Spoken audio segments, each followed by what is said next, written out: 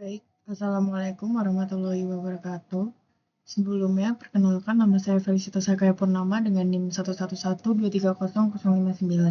Pada kesempatan kali ini saya akan mempresentasikan mengenai pengaruh hukum dan regulasi terhadap bencana teknis di Indonesia dan studi kasus di luar negeri yaitu Kanada. Nah, berikut merupakan outline studi kasus di luar negeri yaitu Kanada. Saya mengambil kasus mengenai BreX Busang di mana BreX Busang ini merupakan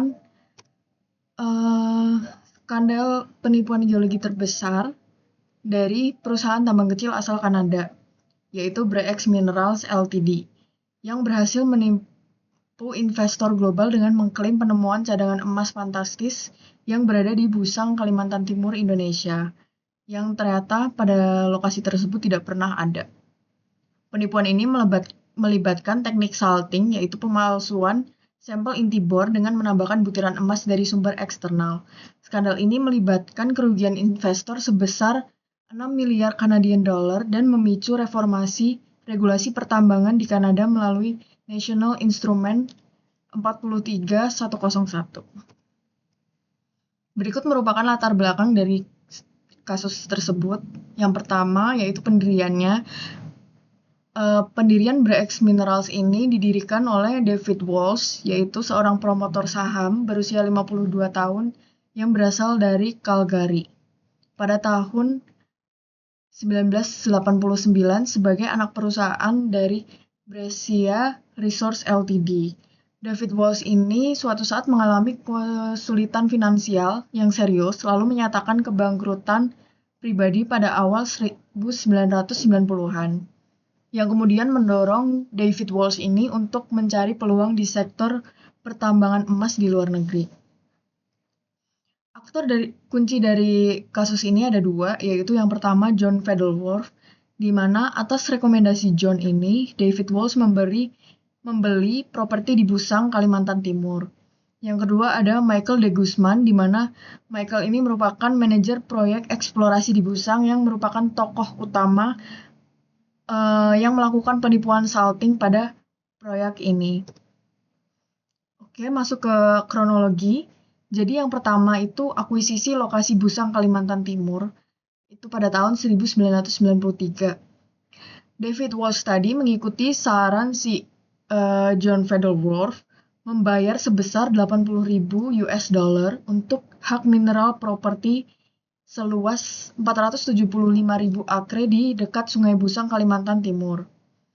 Nah, selanjutnya, mulai Januari 1994, BreX mengumumkan serangkaian hasil pengeboran yang menunjukkan kandungan emas signifikan. Setiap pengumuman berikutnya melaporkan estimasi cadangan yang semakin besar. Nah, jadi pada periode awal dari 1995 ini mereka melaporkan sebesar 30 juta ons cadangan emas. Nah, kemudian di pelaporan-pelaporan berikutnya secara bertahap cadangan ini semakin besar hingga lebih besar dari 200 juta ons. Nah, dampak dari pelaporan ini tadi merupakan berdampak pada saham BreX tadi, di mana harga awal saham BreX-nya ini 0,30 Canadian dollar per saham, kemudian di kapitalisasi pasar melampaui 6 miliar Canadian dollar. Nah, kemudian pada tahun 96, pemerintah Presiden Soeharto mulai mengintervensi proyek Busang. Pemerintah Indonesia membatalkan izin eksplorasi BreX dan menyatakan bahwa proyek sebesar ini tidak bisa dikelola sendiri oleh perusahaan kecil. Nah, maka pemerintah Indonesia ini membagi kepemilikan baru, di mana 40% kepemilikan ini dimiliki oleh pemerintah Indonesia. Nah, kemudian 45%-nya ini dimiliki oleh BreX Mineral dan 15%-nya itu dimiliki oleh Freeport McMoran Copper and Gold sebagai operatornya. Nah, kemudian terungkapnya penipuan BreX Mineral ini dimulai pada saat setelah pembagian kepemilikan baru ini. Nah, atas hasil kesepakatan pembagian ini, maka Freeport McMoran memulai proses due diligence independen di lokasi Busang pada Maret 1997. Freeport melakukan pengeboran pada titik-titik yang berjarak hanya 1-2 meter dari lubang bor Bre-X yang dilaporkan mengandung kadar emas tertinggi. Berdasarkan hasil pemboran, pada 26 Maret 1997, Freeport mengumumkan bahwa hasil pengujian hanya menemukan jumlah emas yang tidak signifikan. Nah, setelah terungkapnya penipuan tadi, maka Bre-X menunjuk Strathcona Mineral untuk melakukan audit teknis independen. Nah, laporan dari Strathcona ini berisi yang pertama, hanya ditemukan jejak emas dalam jumlah yang sangat kecil ataupun trace amounts dan tidak ada sampel yang menunjukkan nilai ekonomis. Kedua, bukti kuat pemalsuan sampel-sampel inti bor telah dimanipulasi melalui proses salting dengan emas dari sumber eksternal. Ketiga, pemalsuan dimulai sejak 1993 di zona sentral Busang menggunakan kombinasi emas dan tembaga, kemudian menjadi lebih canggih dengan menggunakan emas sungai berkualitas lebih halus dari penambang tradisional Dayak setempat. Kemudian keempat, tidak ada deposit emas ekonomis di lokasi Busang. Nah, maka dapat disimpulkan dari laporan tersebut bahwa tidak ada cadangan emas yang dapat dipulihkan di Busang. Kemudian masuk ke metode penipuan salting yang digunakan Michael de Guzman tadi. Nah, salting ini merupakan teknik penipuan dalam eksplorasi tambang di mana sampel batuan sengaja dikontaminasi dengan mineral berharga untuk menciptakan ilusi deposit yang kaya. Metode salting yang digunakan Guzman tersebut meliputi pada tahap awal di mana tahun 93 sampai 94, de Guzman mengikir cincin pernikahannya dan mencampurkan serpihan emas tersebut ke dalam sampel inti bor. Lalu de Guzman menggunakan rasio sekitar 3 ons emas per ton batuan di mana angka tersebut tidak mencurigakan. Nah, kemudian di tahap lanjutan, de Guzman membeli emas dari penambang tradisional Dayak setempat dengan total pembelian sekitar 61.000 US dollar selama 2,5 tahun. Lalu, beberapa praktik operasional Bre-X yang memungkinkan penipuan tersebut berlangsung lama meliputi yang pertama, penolakan verifikasi independen. Kedua, kontrol ketat atas sampel di mana sampel-sampel dari Bre-X mineral ini tidak sembarang orang yang bisa menyentuh. Ketiga, terjadi kebakaran misterius di mana data-data yang sebenarnya dibutuhkan itu karena kebakaran ini hilang. Keempat, adanya intimidasi pada karyawan. Kemudian masuk ke proses hukum dan cara penyelesaiannya. Nah, proses hukum ini menurut berdasarkan hukum Kanada. Jadi, Hakim Peter Heerin dari Ontario Superior Court menyatakan Federhoff tidak bersalah atas seluruh 8 tuduhan. Pertimbangan hakim meliputi yang pertama, pemalsuan sampel dilakukan secara sangat canggih dan belum pernah terjadi sebelumnya, sehingga hasil Busang tampak masuk akal, wajar, dan sesuai dengan geologi. Kedua, Federhoff secara wajar percaya Busang adalah penemuan emas yang legitimate. Ketiga, tanda-tanda bahaya ataupun red flags yang diklaim OSG seharusnya mengingatkan Federhoff tidak sejelas yang dituduh jaksa. Keempat, ahli geologi terkemuka di dunia lainnya juga tertipu oleh penipuan ini, termasuk konsultan dari Kilbourne Engineering. Kemudian, karena Royal Canadian Mounted Police atau RCMP tidak pernah mengajukan tuntutan pidana terhadap siapapun dalam kasus Bre-X. Alasan utamanya, yang pertama, pelaku utama yang merupakan Michael de Guzman ini sudah meninggal, dinyatakan tewas sebelum penipuan terungkap sepenuhnya, di mana diketahui bahwa Michael de Guzman ini ternyata bunuh diri. Kedua, kompleksitas teknis di mana sulit membuktikan secara hukum siapa yang bertanggung jawab atas salting. Ketiga, Federhoff berada di luar jangkauan di mana ia tinggal di Kepulauan Cayman yang tidak memiliki perjanjian ekstradisi dengan Kanada. Kemudian pengaruh hukum dan regulasi dari Bre-X Minerals ini.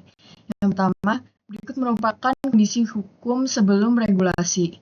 Jadi sebelum adanya skandal Bre-X yang terungkap pada tahun 97, sistem regulasi pertambangan dan sekuritas di Kanada memiliki kelemahan struktural yang signifikan, di mana tidak adanya verifikasi independen yang wajib, lalu standar pengungkapan yang kabur, lalu tidak ada standar nasional, lalu kurangnya akuntabilitas profesional. Nah, berikut merupakan reformasi regulasi pasca Bre-X. Respon regulasi paling signifikan terhadap skandal Bre-X ini adalah penerbitan National Instrument nomor 43/101 oleh Canadian Securities Administration atau CSA pada tahun 2001, di mana sebelum adanya National Instrument ini, verifikasi itu tidak wajib. Nah, setelah adanya NI 43101 tadi, verification ini wajib dan dilakukan oleh qualified person. Kemudian, sebelumnya ini tidak ada standar baku dan setelahnya definisi standar CIM. Lalu, pengungkapan dari sebelum kasus ini kabur dan tidak terstruktur. Kemudian setelah kasus ini lebih detail dan juga terstruktur. Kemudian akuntabilitasnya ini sebelumnya ini tidak jelas dan setelahnya qualified person bertanggung jawab secara hukum. Berikut merupakan komponen kunci dari National Instrument 43101. Yang pertama ada qualified person, di mana setiap laporan teknis ataupun pengungkapan publik tentang proyek mineral harus disiapkan ataupun diverifikasi oleh setiap seorang qualified person. Nah, qualified person-nya ini harus minimal memiliki 5 tahun pengalaman relevan, menjadi anggota aktif organisasi profesi yang diakui, dan juga bertanggung jawab secara hukum atas keakuratan data. Nah, kedua ada kewajiban pengungkapan yang ketat. Jadi NI 43101 ini mewajibkan perusahaan memberikan data geologis terperinci termasuk estimasi sumber daya mineral, cadangan mineral, metodologi pengambilan sampel, prosedur quality assurance ataupun quality control.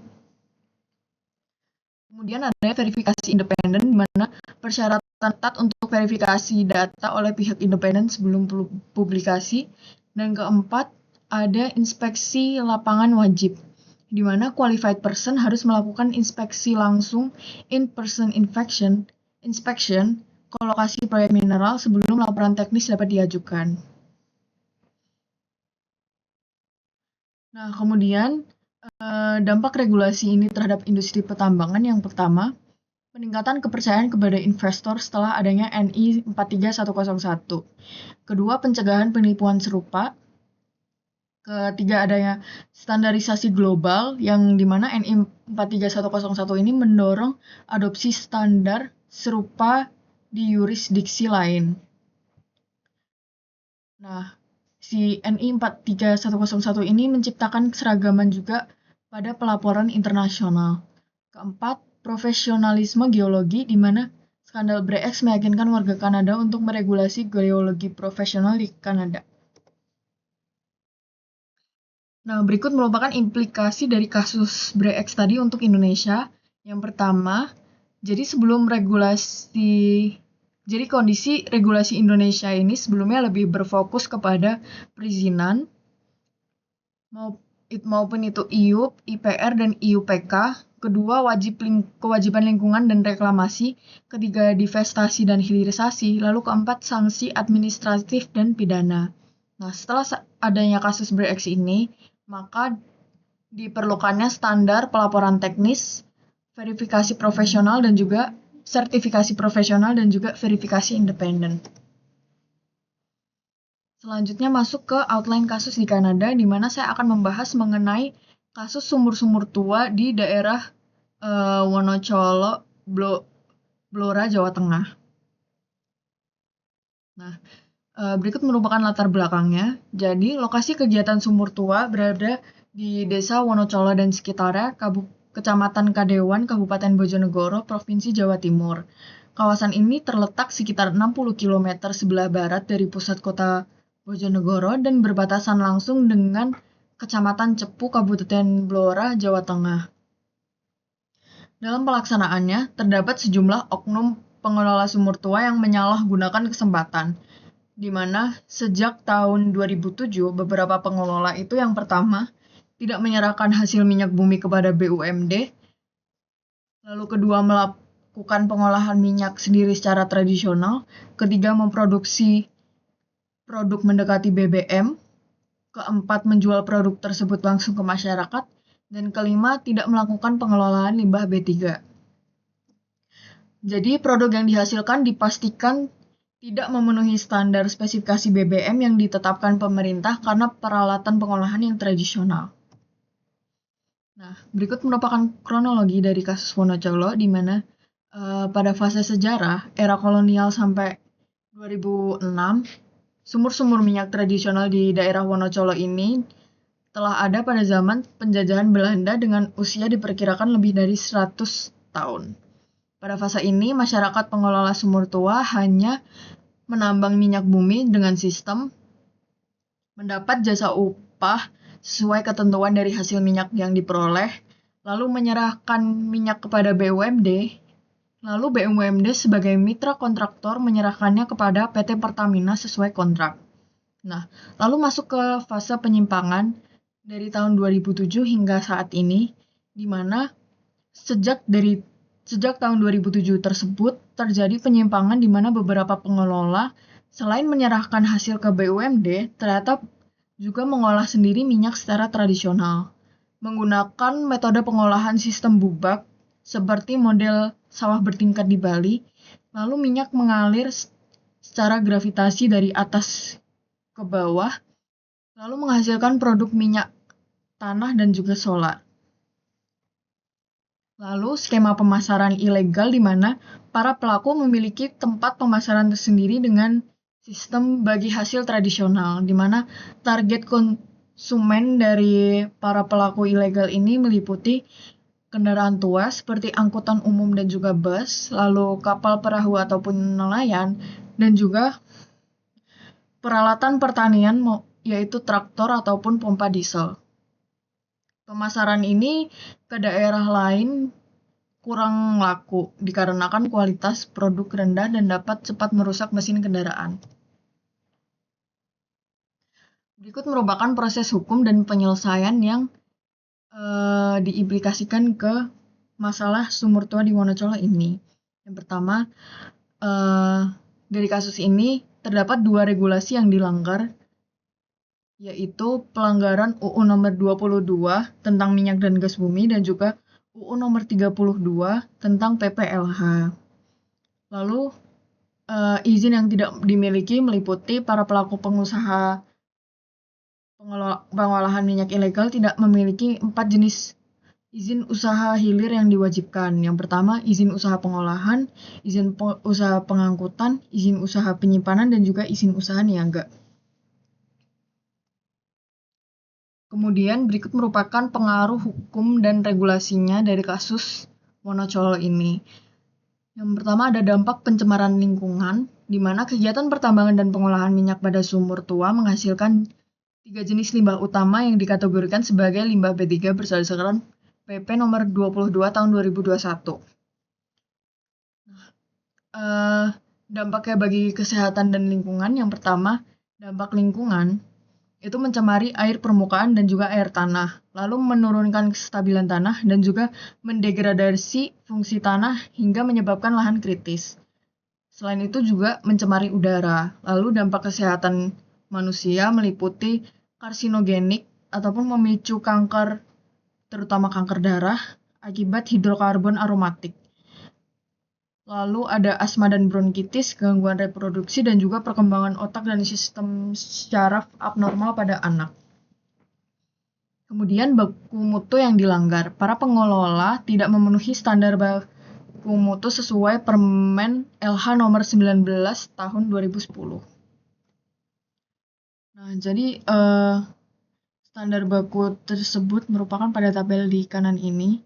Baku mutu air limbah kegiatan.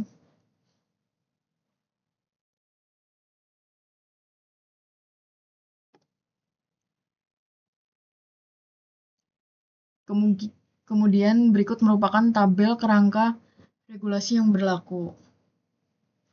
Regulasinya dari Undang-Undang Nomor 22 dengan substansi ketentuan umum minyak dan gas bumi. Lalu nomor 32 mengenai perlindungan dan pengelolaan lingkungan hidup. Kemudian nomor 6 yaitu Cipta Kerja. Kemudian PP nomor 35 yaitu kegiatan usaha hulu migas. Kemudian PP nomor 36 yaitu kegiatan usaha hilir migas. Kemudian PP nomor 22 yaitu penyelenggaraan PPLH. Kemudian Permen ESDM nomor 1 yaitu pedoman pengusahaan pertambangan minyak bumi pada sumur tua.